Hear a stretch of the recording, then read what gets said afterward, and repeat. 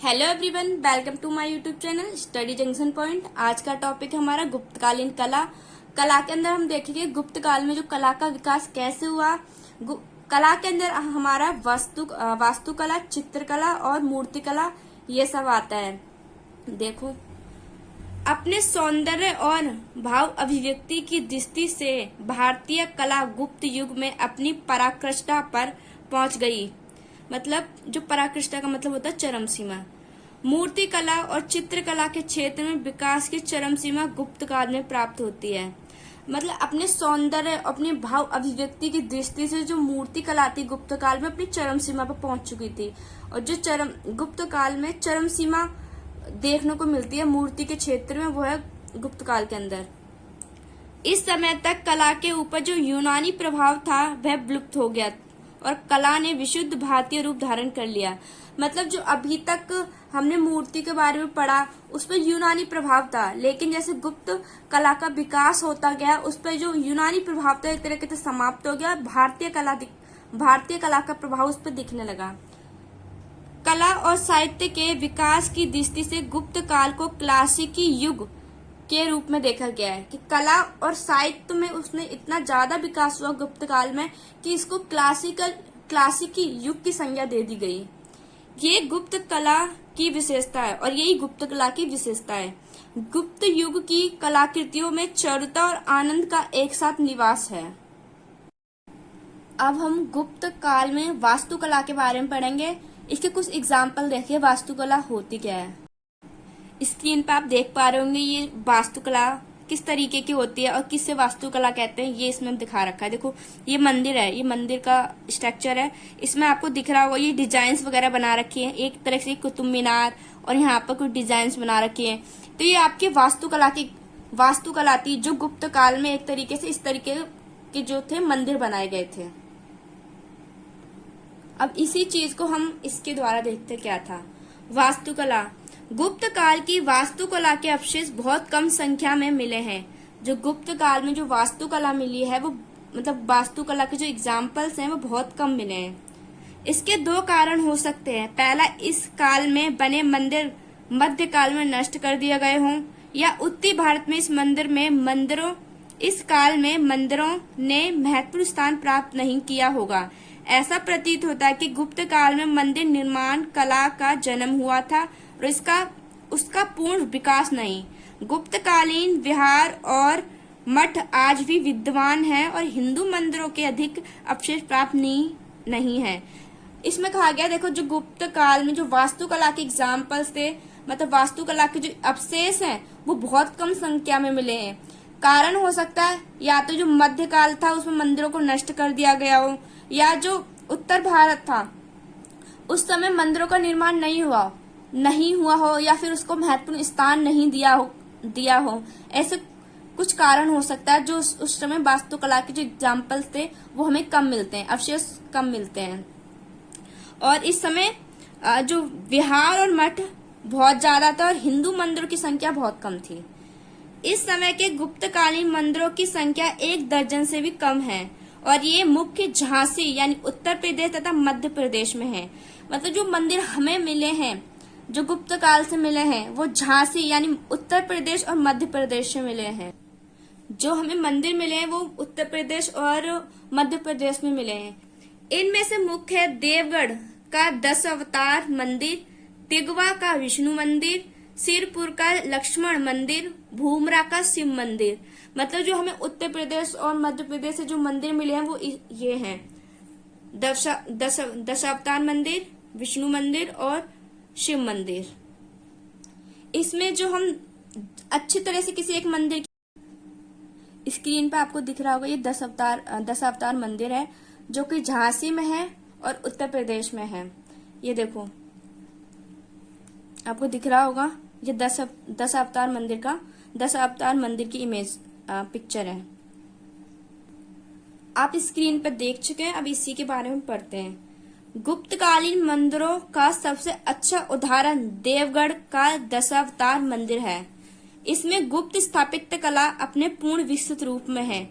मैंने बताया ना कि जो वहाँ जो देवगढ़ है, जो 10 अवतार मंदिर है, उसमें जो गुप्त काल था उसमें जो पूरी तरह से वास्तुकला का पूर्ण विकास मिलता है। इस मंदिर की विशेषता यह है कि इसमें 12 मीटर ऊंचा एक शिखर है। इस मंदिर की विशेषता है कि इसमें एक 12 मीटर ऊंचा एक शिखर है, जो भारतीय मंदिर निर्माण कला में सबसे अच्छा उदाहरण है। इस मंदिर में 4 मंडप और मूर्ति प्रकोष्ठ के द्वार स्तंभ मूर्तियों से अलंकृत हैं। शिखर यानी ऊंचाई होती है, आप पिक्चर में देख सकते हो, ऊंचाई के बारे में बताया गया है। यहाँ आप देखो जो क्या बोलते हैं, मंदिर का जो गेट है उसमें देखो ये मूर्ति कितनी अच्छे से बना रखी है। ये गुप्त काल की बनाई गई हो और ये गुप्त काल में इतने अच्छे से बना रखी थी, वास्तुकला इस तरीके से बना रखी थी। ठीक है। गुप्त काल में हिंदू मंदिरों के अलावा बौद्ध विहार, चैत्य और स्तूपों का भी निर्माण हुआ। गुप्त काल में मंदिरों का निर्माण नहीं हुआ, उसके अलावा बौद्ध विहार, चैत्य और स्तूपों का भी निर्माण हुआ, मतलब हुआ, लेकिन जो मंदिर थे वो कम, उनके अवशेष कम मिलते हैं हमें गुप्त काल में। सारनाथ में धमेक स्तूप इसी काल का है, जो अपनी कल्पना, आकार और अलंकार में उच्च कोटि का है। एग्जाम्पल है जो क्या मतलब बहुत अच्छा बनाया गया है, जो गुप्त काल का है, वो है सारनाथ का धमेक स्तूप। गुप्तकालीन गुहा मंदिरों में ब्राह्मण गुहा मंदिर होते जो गुफा। अब हम गुप्त काल की मूर्ति कला देखेंगे, मूर्ति कला कैसी थी और उसमें विकास कैसे हुआ। गुप्त काल का सर्वोत्तम पक्ष है इसकी मूर्ति कला। गुप्त काल का जो सबसे अच्छा पक्ष जो बोल सकते हैं वो है मूर्ति कला। इस काल की मूर्तियां पूर्ण भारतीय हो गई थीं। इस काल की जो मूर्तियां थी वो पूर्ण रूप से भारतीय हो गई थी। इन पर जो यूनानी प्रभाव था वो एक तरीके से समाप्त हो गया था। ये मूर्तियां नग्नता या सारिता के स्थान पर आध्यात्मिकता और अलौकिक सौंदर्य के भावों प्रकाशित करती थी। नग्नता मतलब जो पिक्चर्स बनाई जाती थी बिना कपड़े की, इस तरह की जो मूर्तियां थी वो एक तरीके से खत्म हो गई थी, और उसके जगह पर आध्यात्मिकता मतलब जीवन का अनुभव कराने वाली अलौकिक सौंदर्य के भाव को प्रकाशित करती थी। इस तरह की मूर्तियां बनाई जाने लगी थी गुप्त काल में। गुप्त काल की मूर्तियां अपनी मौलिकता एवं सजीवता के लिए प्रसिद्ध हैं। जो गुप्त काल की मूर्तियां वो अपनी मौलिकता यानी ओरिजिनलिटी, किसी की नकल नहीं एक तरीके से, और अपनी असलियत के लिए जानी जाती हैं। इसकी आकृति, भाव व्यंजना, मुद्रा और निखार पूरी तरह से भारतीय है। स्क्रीन पे आप देख पा रहे हैं गुप्त काल की मूर्तियां हैं, और इस तरीके की जो गुप्त काल में मूर्तियां बनाई जाती थी।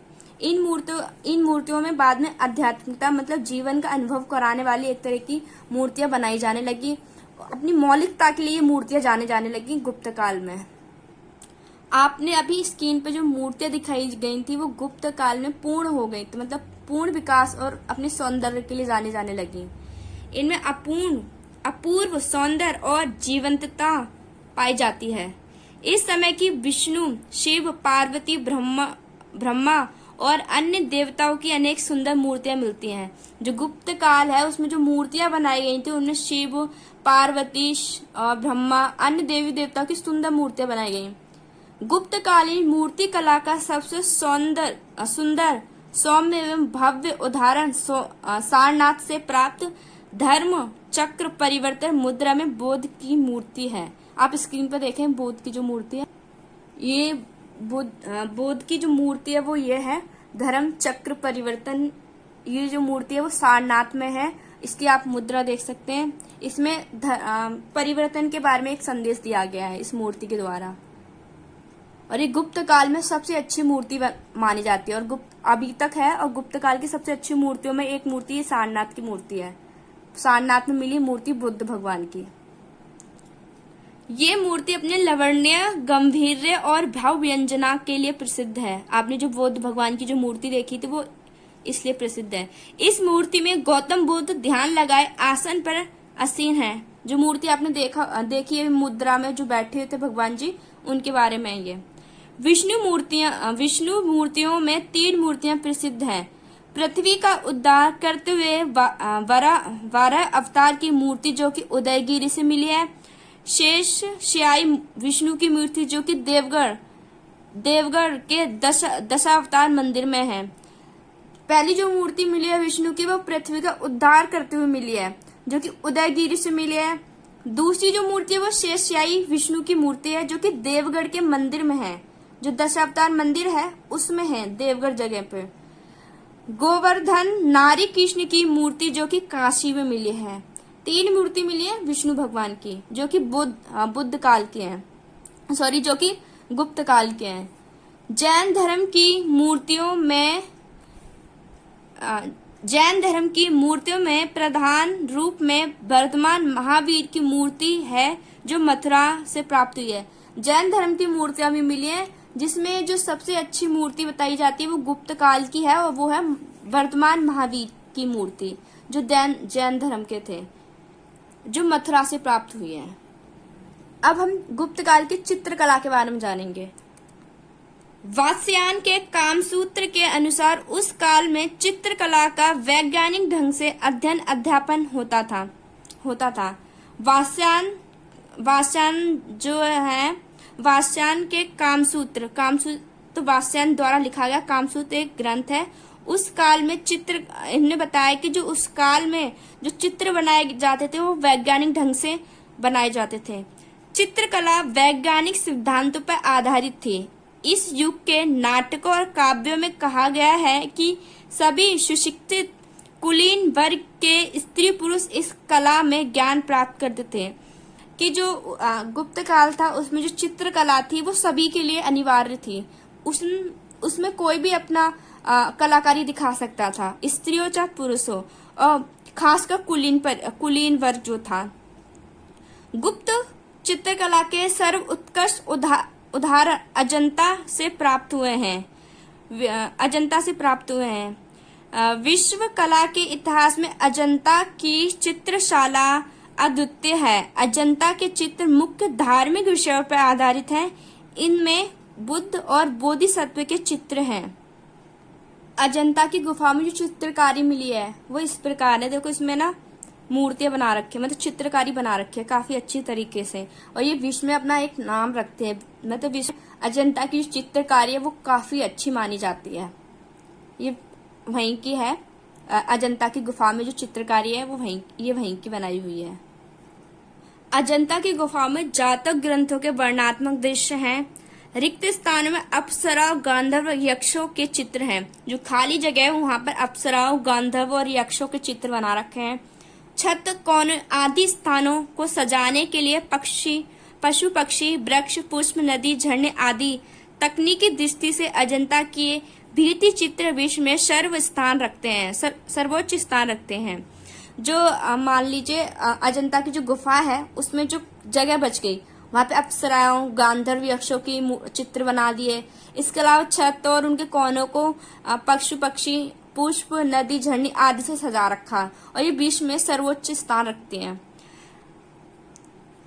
अजंता के चित्र बहुत ही वास्तविक और सजीव हैं। इसमें प्रेम, करुणा, लज्जा, हर्ष, उल्लास, भय, मैत्री, चिंता, घृणा जैसी मानवीय संवेदनाओं का बड़ा सशक्त एवं अद्वितीय चित्रण है। अब इस चित्र को फिर से देखें। इसमें ना अलग अलग भाव दिखा रखे हैं। ये देखिए, ये एक तरह से घृणा को मान सकते हैं, घृणा जैसी चित्र बना रखी है। प्रसन्न है, मतलब हर्ष है ना। ये सब मूर्तियां, ये सब जो चित्र हैं वो अजंता की गुफाओं में मिलते हैं। ये मानवीय संवेदना को व्यक्त करती हैं। मानवीय संवेदना, जो मानव हमारे अंदर जो संवेदना है वो इस चित्र में दिखती हैं। आपने पिक्चर में जो मैंने इमेज लगाई थी उसमें आपने देख लिया होगा कैसे हर्ष वाली है, उल्लास है, चिंता वाली, घृणा वाली जैसी मानवीय। बाघ की 9 गुफाओं के भित्ति चित्र को भी गुप्तकालीन माना गया है। बाघ जो ग्वालियर के पास में वहां जो गुफा है, वहां के जो भित्ति चित्र है, वहां जो चित्र बनाए गए हैं वो भी गुप्तकालीन माने गए हैं। बाघ के चित्रों के विषय में मुक्ता लौकिक है। बाघ के चित्र के विषय मुक्ता लौकिक है। यहाँ सबसे प्रसिद्ध चित्र संगीत और नृत्य का एक दृश्य है। अन्य चित्र है जैसे भव्य राजकीय जुलूस, हाथियों की दौड़, शोकला कुल युवती आदि। ये बाघ गुफा है, वहां का दृश्य है और इसमें जो चित्र बनाए, इसके अंदर जो चित्र बनाए गए हैं वो गुप्तकालीन माने गए हैं और ये ग्वालियर के पास है। अभी तक हमने वास्तुकला, चित्रकला, मूर्ति कला के बारे में पढ़ा। इसके अलावा जो अन्य कलाएं थी उनका भी विकास गुप्त काल में हुआ था। अन्य कलाओं के अंदर जैसे नृत्य, संगीत, ये सब आता है। गुप्त काल में संगीत, नृत्य और अभिनय कलाओं का भी विकास हुआ। वात्स्यायन ने संगीत का ज्ञान प्रत्येक नागरिक के लिए आवश्यक बताया है। जो वात्स्यायन थे उन्होंने अपना जो ग्रंथ लिखा था कामसूत्र, उसके द्वारा बताया है कि जो गुप्त काल था उसमें नागरिकों के लिए अवश्य बताया गया है संगीत और नृत्य। मालविका का अग्निमित्र से ज्ञात होता है कि नगरों में संगीत की शिक्षा के लिए कला भवन होते थे। यहाँ पे थे होगा, कला भवन होते थे। मालविका का अग्निमित्र ये क्या होता, कालिदास द्वारा लिखा गया नाटक है और इसमें बताया गया है कि जो गुप्त काल था उसमें जो संगीत और नृत्य की शिक्षा के लिए कला भवन होते थे। सम्राट समुद्रगुप्त स्वयं गांधर्व ललित में प्रवीण था। उसे अपने एक प्रकार के सिक्के पर वीणा बजाते हुए दिखाया गया है। आप स्क्रीन पर देखो किस तरीके से ये समुद्रगुप्त जो उनको संगीत का ज्ञान था, नृत्य का ज्ञान था, तो उस टाइम जो सिक्के चलते थे उसमें उन्होंने अपनी एक मूर्ति बनवाई थी, वीणा, मतलब नृत्य करते हुए सिक्कों के पीछे जो चित्र बनवाया था, मतलब एक तरीके से मूर्ति उत्कीर्ण करवाई थी अपनी। आपने समुद्रगुप्त की जो मूर्ति है वो सिक्के पे किस तरीके से बनवा रखी थी नृत्य वाली, वो देख रही होगी। नृत्य की शिक्षा के लिए भी नगरों में आचार्य होते थे। जो नृत्य था उसकी शिक्षा के लिए भी आचार्य होते थे। उच्च वर्ग की कन्याओं को नृत्य की शिक्षा दी जाती। जो उच्च वर्ग की जो कन्या थी उनको नृत्य की शिक्षा दी जाती थी। इस काल में लिखे नाटकों से मालूम होता है कि रंगमंच विकसित था। कि इस काल में जो नाटक और काव्य वगैरह लिखे गए उससे पता चलता है कि इस काल में जो था रंगमंच था, उसका विकास था। नाटकों का